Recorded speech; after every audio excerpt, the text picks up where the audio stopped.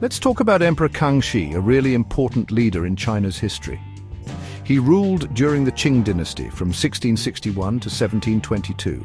His time as emperor was like a golden age, a time of peace and good things after lots of trouble. Kangxi became emperor when he was just a kid, but he grew up to be a very wise and strong leader. He ruled for over 60 years. That's a super long time. Chinese history books talk about his time as a period of peace and lots of cool new things happening in art and culture. When Kangxi became emperor, China was still recovering from the Ming dynasty. There were fights and rebellions all over the place, but Kangxi was smart and a good military leader. He took control and stopped the fighting. He made China's borders safe, stopping Russia from taking land in the north and keeping things peaceful with Mongolia. Kangxi wasn't just about fighting, though. He knew that a strong country needed everyone to work together. He wanted to bring everyone together through art, culture, and making sure everyone had enough money to live. He believed in Confucianism. That's a way of thinking that focuses on education and people getting along. One of the coolest things from Kangxi's time is the Kangxi dictionary. It helped everyone in China use the same words and is still important today. Kangxi's time as emperor was a time of peace and prosperity. Because Kangxi was such a good leader, China's economy grew, and everyone got along better. He made changes so farmers could grow more food. That meant everyone had enough to eat and more babies were born. He also made taxes, the money people pay to the government, easier to pay. This helped businesses grow and people trade with each other. China, which had been divided, started to become strong again. Confucianism became really important during Kangxi's rule. He believed in being a good person and letting talented people work for the government no matter where they came from. He made tests so anyone smart could work for the government.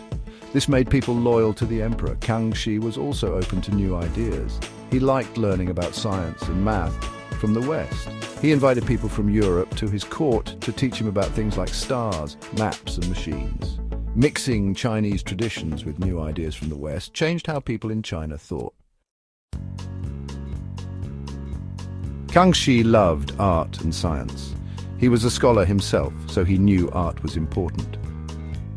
He ordered people to build big, beautiful buildings, like parts of the imperial palace and amazing gardens. These weren't just for showing off.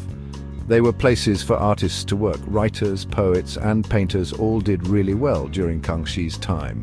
He had people collect old stories and information into big books. He even wrote a lot himself: poems, calligraphy, and books about how to run a country. Kangxi's support for art changed Chinese culture for a long, long time. Kangxi also liked astronomy and maps. He knew good maps were important for running a big country. He sent people on trips to make accurate maps of China and nearby places.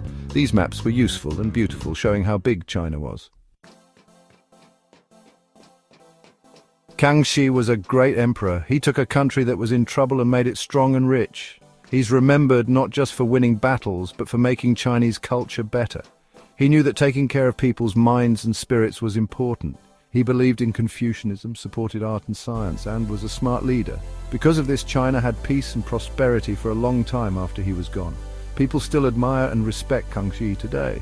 That shows how important he was. Kangxi's ideas are still important in China today. His focus on education is still how China thinks about learning. His love of art is still seen in China's art today. And his dream of a strong and united China is still something leaders think about. He reminds us of a time when China was one of the most powerful and important countries in the world.